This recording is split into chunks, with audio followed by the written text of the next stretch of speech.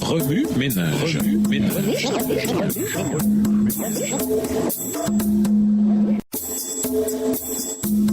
Remue ménage.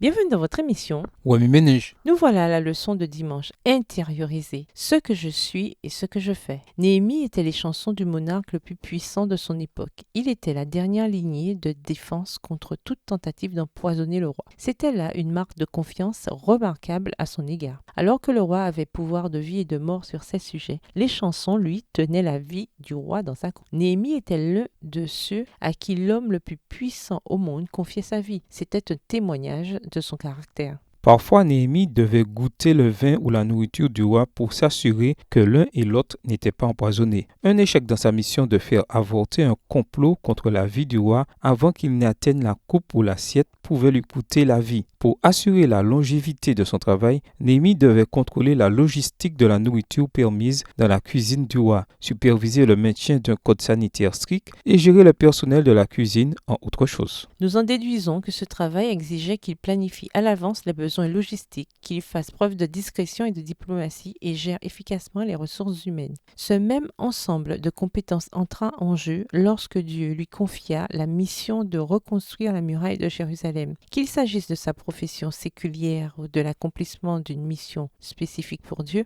le caractère et les compétences de Néhémie contribuèrent à son succès. Sa profession et son appel n'étaient pas synonymes, mais il resta constant dans son caractère. Se pourrait-il que nous soyons absorbés dans notre réflexion pour savoir ce que nous devons faire dans la vie au point de négliger de développer la personne que nous devrions être? Délaisser notre focalisation sur le choix d'une carrière pour nous empêcher sur le développement de compétences polyvalentes et la piété du caractère s'avérera bénéfique dans n'importe quelle profession et n'importe quel appel. Remue ménage, revenez à votre texte écrit et étudiez le passage. Encerclez les mots, expressions ou idées répétées. Soulignez les mots expressions qui sont importants et qui signifient quelque chose pour vous. Reliez par une flèche les mots ou expressions ou autres mots ou expressions associés au connect. Quels éclairages particuliers vos notes semblent-elles indiquer dans l'ensemble? Mémorisez votre verset préféré tiré de Daniel 5. Écrivez-le plusieurs fois pour vous le rappeler plus facilement. Quelle preuve textuelle a-t-on de la façon dont les compétences professionnelles de Néhémie entraient en jeu lorsqu'il accomplissait sa mission de reconstruire la muraille? De quelle façon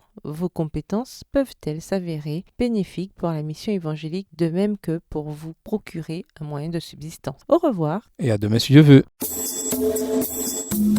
Remue ménage. Remue ménage.